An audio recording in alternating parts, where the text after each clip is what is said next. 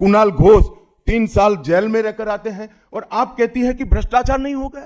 আর দুর্নীতি নিয়ে কথা বলছেন জেলখাটা আসামি, খুনের মামলার আসামি অমিত শাহ। গতকাল অমিত শাহ বাংলায় আসার পর বিভিন্ন নেতা মন্ত্রীদের সাথে সাথে কুণাল ঘোষকেও আক্রমণ করেন। তিনি বলেছেন কুণাল ঘোষ 3 বছর জেল খেটে এসছে এবং তৃণমূল কংগ্রেসের পার্টিতেই আছে, আপনারা তাদের কি করে ভোট দিতে পারেন যিনি 3 বছর জেল খেটে এসছে। এই মন্তব্যের উপর কুণাল ঘোষ বলেছে অমিত শাহ জেল খেটে এসছে, খুনের আসামি যেই পার্টিতে আছে তিনি আবার বড় বড় কথা বলেন কি করে। এছাড়াও অন্যান্য অনেক প্রসঙ্গে কুণাল ঘোষ কি বলেছেন শুনে নেব। দেশের স্বরাষ্ট্রমন্ত্রী অমিত শাহ তার আর একবার ব্যর্থ হতে চলা বঙ্গ সফরে এসে শুনলাম খুব আক্রমণ করেছেন এবং আমার নামও উচ্চারণ করেছেন। আমি প্রথমে বলি, এটা খুনের মামলার আসামি হয়ে জেলে ছিল, তার কাছ থেকে জেলের কথা শুনবো?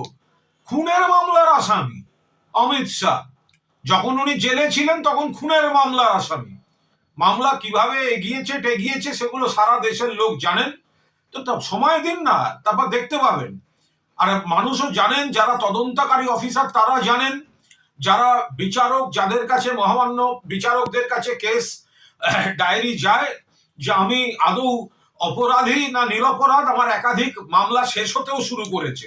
ফলে এইসব কুৎসা গায়ে লাগছে না, যুক্তি দিয়ে কথা বলা। অনুপ্রবেশ, আপনি মশাই স্বরাষ্ট্রমন্ত্রী, আপনার বিএসএফ, অনুপ্রবেশ হলে আপনি ব্যর্থ। ত্রিপুরায় অনুপ্রবেশ নেই, মিথ্যা কথা বলছেন। কিছুদিন আগে রোহিঙ্গা ধরা পড়েছে, বাংলাদেশি ধরা পড়েছে, ত্রিপুরাতেও আছে অনুপ্রবেশ।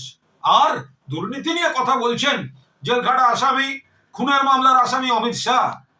যে আপনারা যাদের দিকে আঙুল তুলেছেন দুর্নীতিগ্রস্ত বলে, ভিডিও দেখিয়েছেন পশ্চিমবঙ্গে, আজকের যিনি বিরোধী দলনেতা, মহারাষ্ট্র, সারা দেশে, আসাম, যাদের বলেছেন তাদের এগেনস্টে তদন্ত চাই, হাজার হাজার কোটি টাকার দুর্নীতি অনেকে, তাদেরকেই তারপরে ওয়াশিং মেশিন বিজেপিতে নিয়ে তাদেরকেই পদ দিয়ে আবার বড় বড় কথা বলছেন। যাদের ক্যামেরায় দেখা যাচ্ছে টাকা নিচ্ছে তাদের নিয়ে বসে আছেন, আপনি আবার অন্যদের দিকে তাকিয়ে কথা বলছেন। আমি কুণাল ঘোষ জ্ঞানত কোনো অন্যায় করিনি। খুনের মামলায়, জেল খাটা মামলার আসামি, জেলে ছিলেন খুনের মামলায়, ঘটনাচক্রে আজকে দেশের স্বরাষ্ট্রমন্ত্রী হয়েছেন। কথা বলবেন ভেবে চিন্তে কথা বলবেন।